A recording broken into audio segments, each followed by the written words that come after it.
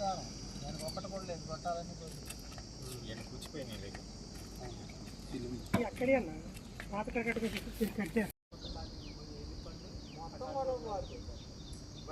ఇక్కడ అంత పోయి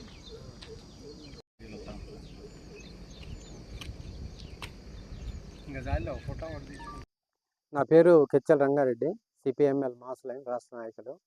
ఈరోజు వరదలు పెద్ద ఎత్తున రాబోతున్నాయి. గోదావరి వరదల్ని మొదటి ప్రమాద హెచ్చరికగా ప్రకటించనున్నారని చెప్పి తెలుస్తున్న నేపథ్యంలో ఈరోజు కట్ట మీదకి రావటం జరిగింది. నిజంగానే కట్ట ఎంత రక్షిస్తుందో అని చెప్పి అనుకున్నప్పటికీ కట్ట మొత్తంలో అంటే ముఖ్యంగా భద్రాచలం హైదరాబాద్ పోయే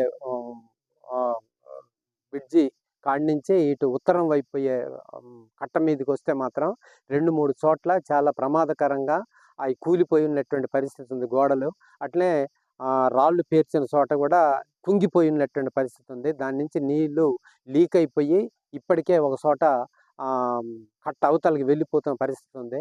నిజంగానే వరద పొంగు వస్తే మాత్రం అది ఎక్కడికక్కడ నష్టపోయి మొత్తం కట్టనే తెంపేసే ప్రమాదం ఉంది. కనుక ఈ ప్రభుత్వం ఇప్పటికైనా వెంటనే స్పందించి ఈ ప్రాంతాన్ని సర్వే చేసి రక్షణ చర్యలు తీసుకోవాల్సిన అవసరం ఉంది.